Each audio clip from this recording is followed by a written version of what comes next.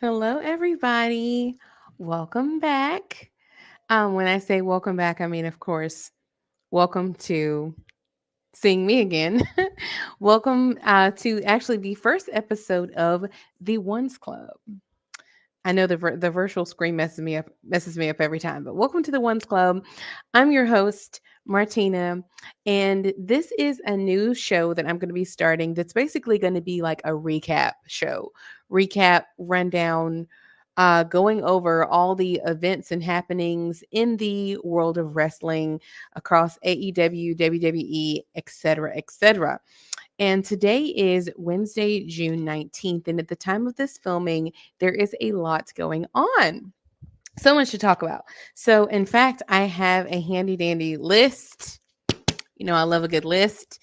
So much to talk about. So, first of all, this is a show that I'm going to start doing every week. It's going to be on my channel, Martina Talks Wrestling. Don't forget to please subscribe and like and share, follow, tell a friend to tell a friend to tell a friend. Because if you're down with me, if you're tuning in, we the ones. We the one. You and me, we're the ones. So today, let's talk about it. So, it's a lot going on in the world of wrestling. Like we said, we're going to start with Raw. Raw from Monday Night Raw from Monday, June 17th. This was a banger episode of Raw. This was insane. This was the craziest episode of Raw we've seen in a very long time. Some people said the best one of the year. Definitely the best one in a while. So let's start. We hit the ground running. We started the show off with the return of none other than Seth freaking Rollins, who was dressed in unique attire. It was giving Godfather. It was giving Pimp. He had on a white head fedora, white suit, and some white heels. Very dapper, but it was definitely giving Godfather. He was talking about himself, of course, and, it was nice to see him back because we know that he had surgery for a torn meniscus just like a month or couple months ago. So I don't think that he's back to wrestle, but he was definitely back to talk and make an appearance. And he was confronted by none other than Damian Priest. And Damian Priest agreed to have a match with Rollins at Money in the Bank for the World Heavyweight title. Very interesting. Um, so that's one, that was interesting to see Seth back. There's so much to go over. Like I literally have a long list that we got to keep going. So that was an interesting segment. Looking forward to seeing that matchup. Um, I'm not gonna lie, I don't foresee Priest losing, but then it's hard to see Rollins losing too. So that match is a little unpredictable. I'm not exactly sure what we're gonna get out of that, but I'm not gonna lie to you. Priest's heavyweight championship title reign is not giving what I feel like they want it to give. It is not hitting for me the way it should. I know a lot of people love him. I don't dislike him. I'm just not. I feel like they need to make him more exciting because right now he's also playing dad to Damian Priest, trying to keep Liv away from him. We'll talk more about that later. We'll get there. We'll circle back around to that. So Otis also finally snapped on Chad Gable. We know we've been seeing weeks and weeks of building, like, Gable just pushing the buttons and taunting and bullying. And I know I shouldn't laugh. I think it's funny. I like Hill Chad Gable. I think he's funny. Because we know this is TV. It's cinema. He's a heel, especially after being such a cheesy face. Thank you. I like seeing him as heel. And we knew it was coming. We knew Otis was gonna let him have it. Gable slapped Tozawa, and Otis was like, you know what, that's it. And he shoved Gable and pushed him across the ring. Gable had a really rough night. Well, more on that later. He had a rough night. So going down my list here, this is not necessarily in order, but it's literally so much happened on this episode. Like most of this episode of the Ones Club is going to be focused on Raw because it was it was cinema. So we we had Otis turn on Chad Gable. Um, and as we know on this episode, more on this later, but we knew that the Wyatt Six, we've had months and months of promos and teasers and QR codes and so much that we knew that they were coming because the one of the more recent ones, the countdown clock was ending on June 17th, which was Monday, and they did deliver. More on that later. So we'll stick a pin in that. So, of course, as I said, Liv is continuing to seduce and ensnare Dominic because he's an idiot and he's easy. She's just playing with him. She's toying with him, cat and mouse. I think it's hilarious. Damian Priest is literally begging Liv to like, please leave him alone. Can you leave him alone? Because Damien's an idiot and he's he's missing mommy, trying to be loyal to mommy, but he knows he can't resist Liv. It's hilarious. This whole thing is really goofy. Because Liv is just messing with him. She doesn't want that man. She's just messing with him to get in his head. And it's working to the point where, like I said, Damien is supposed to be the champ, but he's playing part-time babysitter to Dominic because he's an idiot. So I feel like I honestly don't like the love interest there. I don't like it because, like I said, I feel like it's diminishing Damien. I can't take him seriously. I cannot take you seriously as a champion if you're having to, like I said, play babysitter. So I wish they would kind of either just let Dominic go ahead and full turn and go with Liv, but I would like to see that wrap up because to me, I've said this before, Dominic is not a good actor to me. So everyone's doing good acting but him. Damien's convincing, Liv is convincing, Dominic is not. He's not a good actor. He's not convincing. No one really believes that he doesn't want Liv. Like just go ahead and do it, man. Just go ahead and turn. We know you can't resist. Just go ahead and do it. It's not convincing that he's has the willpower to resist her. So please, so let's keep going. So Drew, this one, Drew McIntyre quit, y'all. He quit.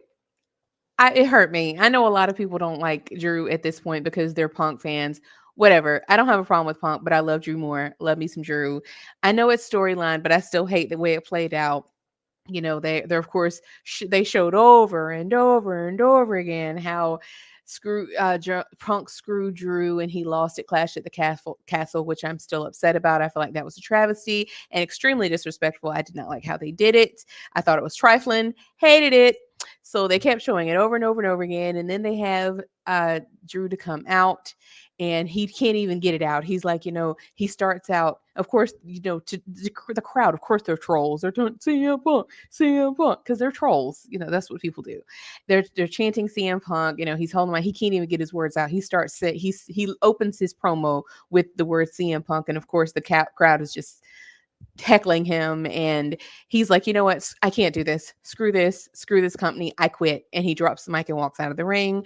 They show him walking through and going through Gorilla and being confronted by Triple H, and he's like, no, you two, I heard what you said at the press conference. He's like, no, man, get hands off me, leave me alone, I'm out of here. And they show him walking out the building. This actually served him well. More on that later. I hated it. I have a feeling I know why they did it though, because in real life, Drew's wife, I believe it was Saturday or Sunday, she had to be rushed in for emergency surgery. So she has some health issues. I'm not exactly sure what that surgery was for, but I know that it was dire enough that he was tweeting about it, and saying that his wife was going in for surgery. And immediately following this, he deleted all of his socials. So whatever he is doing is at least storyline pretty serious because he has well over 1 million followers on Twitter and he deleted it. I don't know about his Instagram and his TikTok, but I know he deleted his Twitter. Like everyone's posting screenshots. So whatever he's doing, he's going to be gone for a minute. Makes me sad, but I honestly think it's for the best because they have backed his character in such a corner right now. What else can he do? They've made him look crazy at every given turn, and everyone's like, "Oh, CM Punk, you can only poke the bear so much." How has CM Punk been poked at all? The only person who's wound up getting screwed here is Drew. The only person who's been made to look crazy, who's been embarrassed time and time again, is Drew.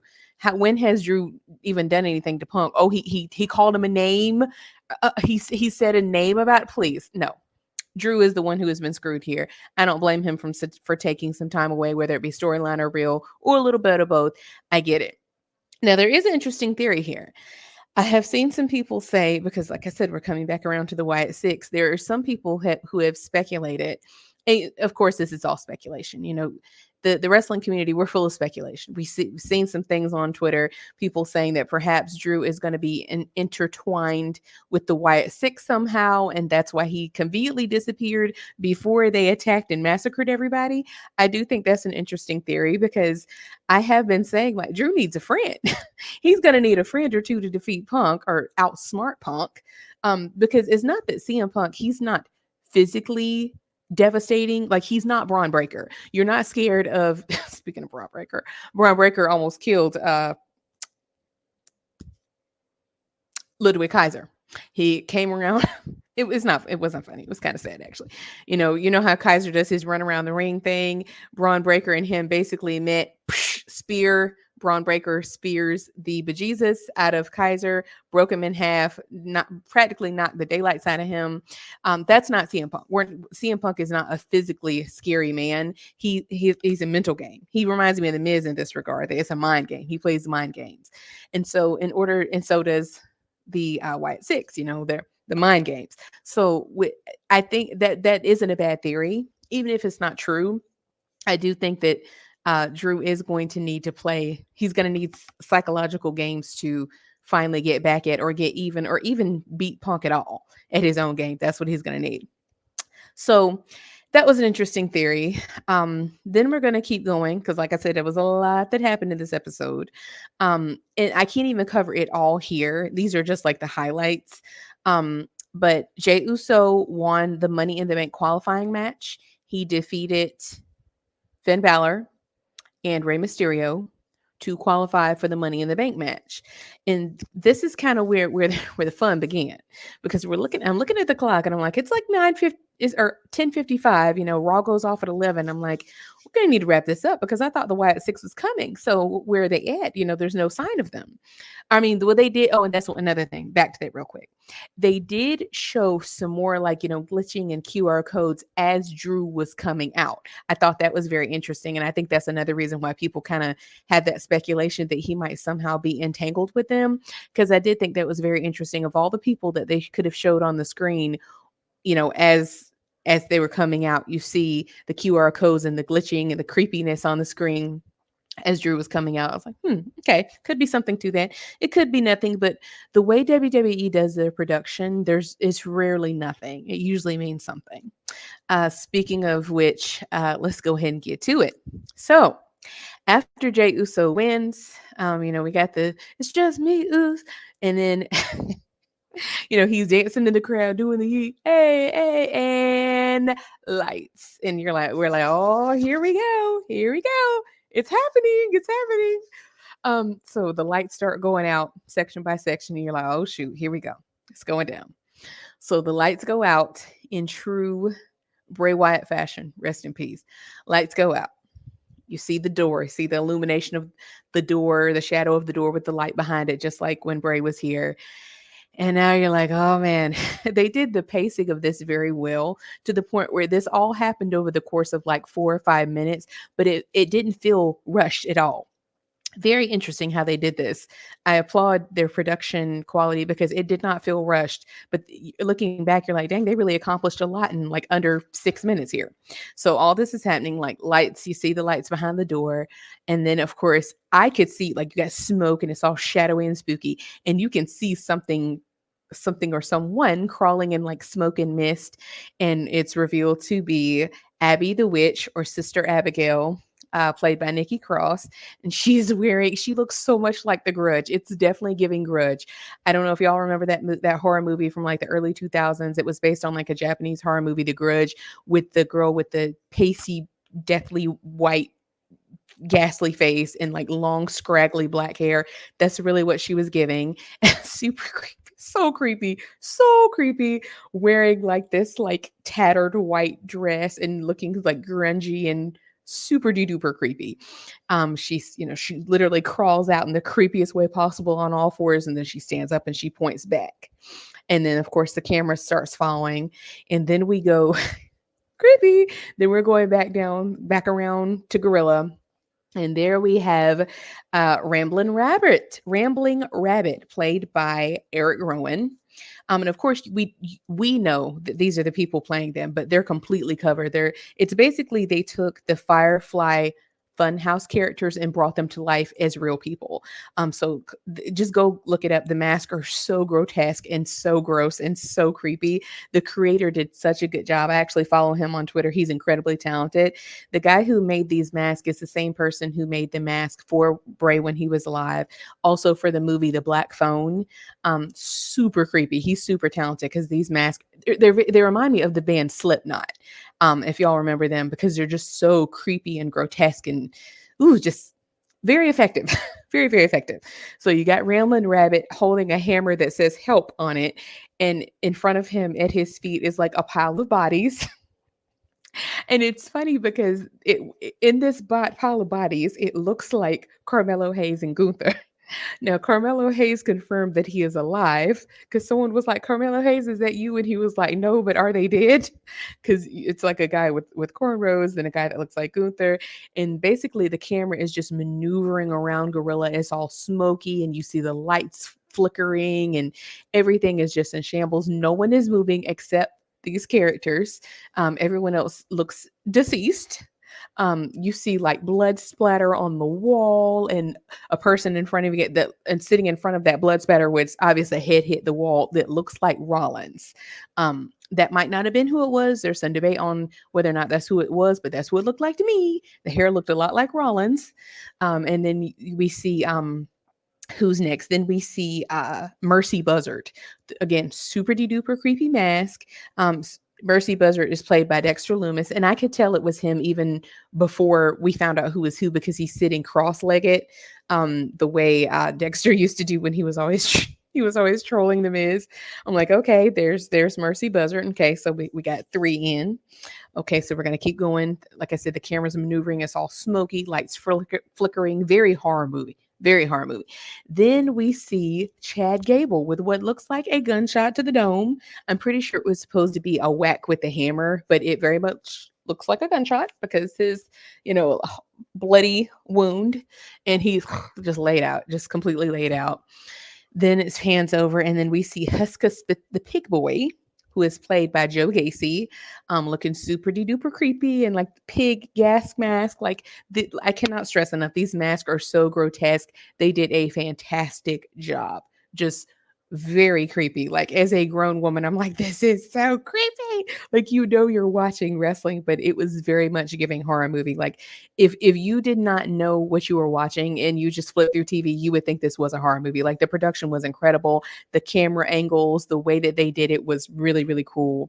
And then, of course, last but not least, the camera is leaning back, and there is Uncle Howdy, who is, of course, played by Bo Dallas. And he comes out, and now instead of before, he had like kind of a stringy wig.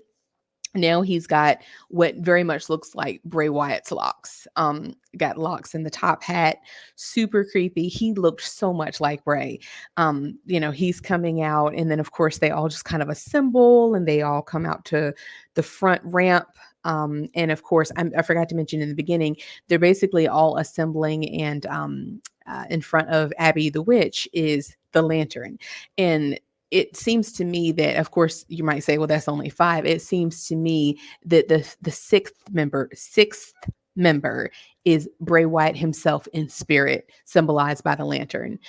So they all assemble because remember, I thought it was very clever how instead of Wyatt six SIX, they did it Wyatt six, like unhealthy, SICKS.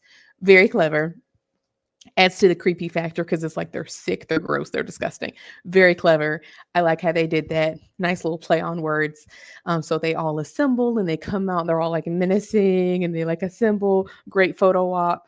And then Uncle Howdy yells, "We're here," and blows out the lantern just in the way that Bray did when he came back at Extreme Rules 2022.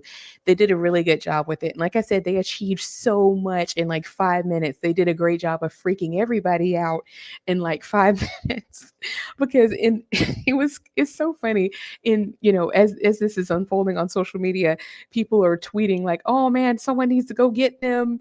And even people are like, people were like calling out different wrestlers like, oh, so and so needs to face them, so and so should go and get them. And I remember someone was like, oh, Dijak should go and get them, and Dijak was like, I ain't doing it. And so fast forward to after Raw Talk, like after this goes off, because it goes off the air as soon as Bo or Uncle Howdy blows out the lantern.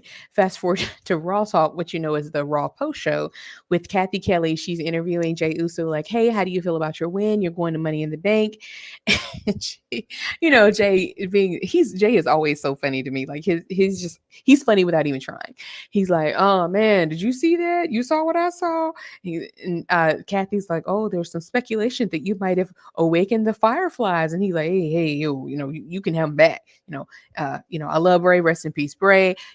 His family is here now, and they can have the Fireflies back. You know what? I'm about to go. And and Kathy's like, okay, well, I'll see you later. And he's like, no, no, no, you should go too. Did you see the girl? Referring to Abby, because she was super creepy. Yeah, so everybody is appropriately freaked out over this massacre. And they delivered. They delivered. They said they had been saying for months, like, we're coming. It's going to be a massacre, et cetera, et cetera. And they delivered. We were all freaked out. Very scary. They did a great job.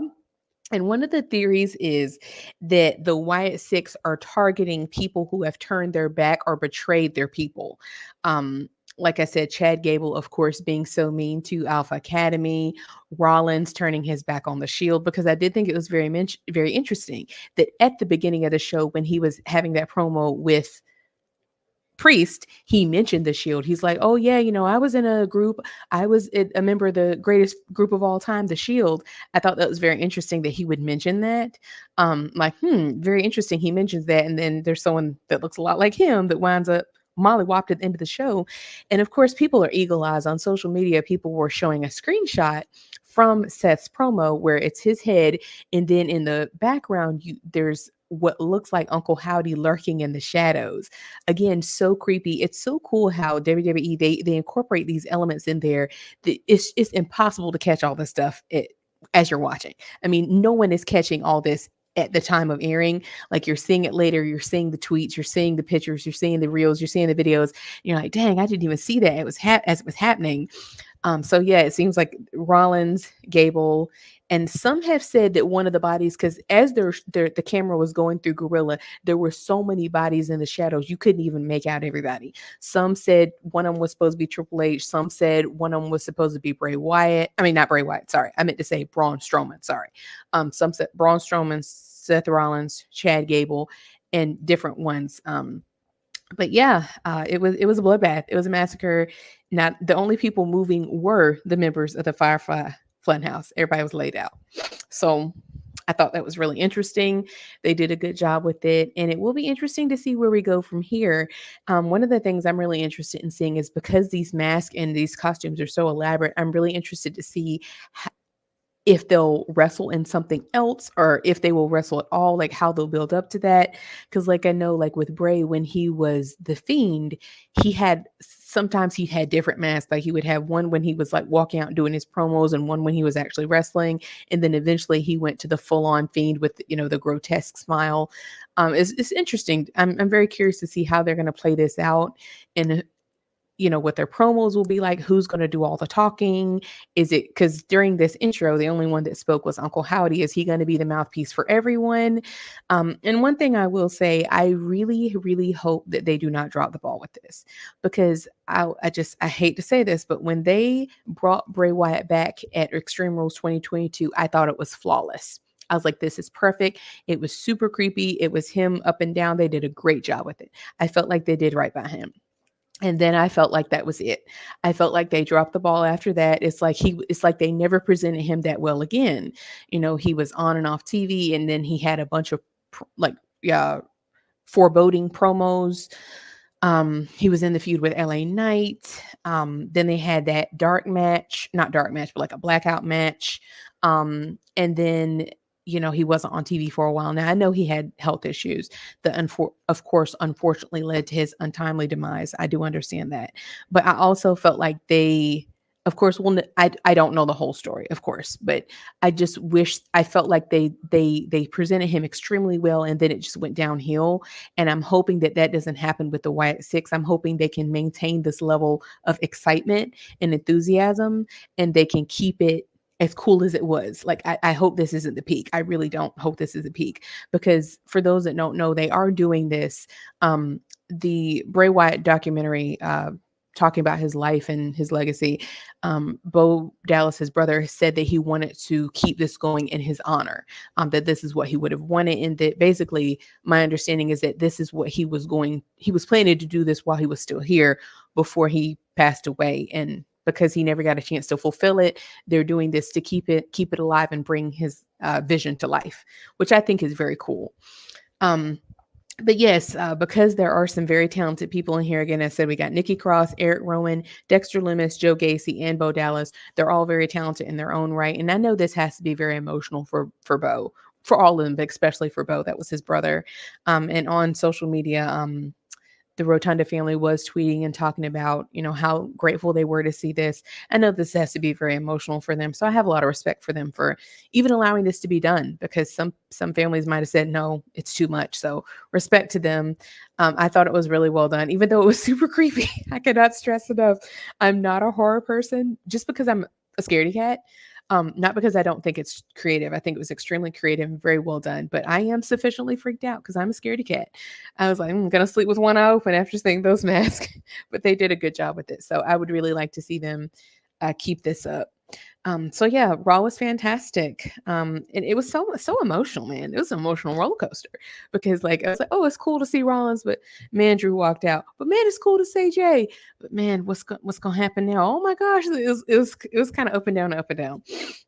And then on Tuesday we had NXT. I'm trying not to make this too long, but Tuesday we had NXT, and I think one of the biggest takeaways here is that it was kind of a TNA takeover. We had Joe Hendry, Joe Hendry. I believe in Joe Hendry. We had Joe Hendry. He's going viral. Joe Hendry is all over the place. The last time I looked on Twitter, the video of him coming out and debuting on NXT had well over 5 million views, and they're racking up. So Joe Hendry's going viral. His song is on everybody's lips. It is hilarious. I think it's hilarious. And then Frankie Kazarian was there, and also Jordan Grace were making an appearance from TNA, which I think is really cool. It's super cool to see a crossover. The TNA crossover, AJ Styles has the crossover with Japan. Io Sky has a crossover with Marigold, also from Japan. It's very cool because a few years ago, the idea of WWE uh, collabing or having any type of crossover with any other promotion was not going to happen. It was nothing. That was a joke. You would get laughed out of the room if you thought that was going to happen. So it's pretty cool that they're bringing this about, and especially with extremely talented people seeing to get more exposure. It's really cool to see NXT. NXT is a great show. For a while I slept on them. I'm not gonna lie, I slept on them, but over the past few months I've been tuning in because the show is great. Great talent on there. It's really cool to see these crossovers. It's cool to see how everybody's beginning when they get pulled up to the main roster. I love watching that journey. So, like I said, I don't want this video to be too long, but there is a lot going on. And then, of course, at the time of this filming, it is Wednesday night Dynamite and AEW. I have not even seen the whole show. I saw a little bit before I came to film this, but I'm sure we'll be talking about that in days to come as well. In the last few shows leading up to Forbidden Door. But yeah, wrestling's in a boom period right now. There's something for everybody. That's something that I've always really liked about wrestling. I think it's cool. Something for the men, the women, the older, the younger, the nostalgia people, the new fans, hardcore fans. There is something for everybody. And I say tune in, enjoy wrestling, have fun, catch what's going on. And if you don't catch what's going on, that's still okay because you can tune into to the Ones Club, and I will keep you up to speed. I will give you a little recap about what's going on. Thank you for tuning in, and I'll see you guys next time. Don't forget to like and subscribe and share. Tell a friend to tell a friend. My YouTube channel is Martina Talks Wrestling. You can please subscribe to my channel, and also, of course, please subscribe to the Hardcore Sports Network. Hardcore Sports Network. I am a part of that network. They're fantastic, amazing content. So many talented people on there. Don't forget to follow me on Twitter and on Instagram at Slam Host Martina. And if you are interested in giving some news, because a lot of the content I get, people are messaging me. I'm getting texts, I'm getting DMs. If you see something that you would like to see discussed on the show, feel free to message me, DM me, drop me a line. If you would like to be on my other show, as everyone knows, I am a hardcore Bloodline fan.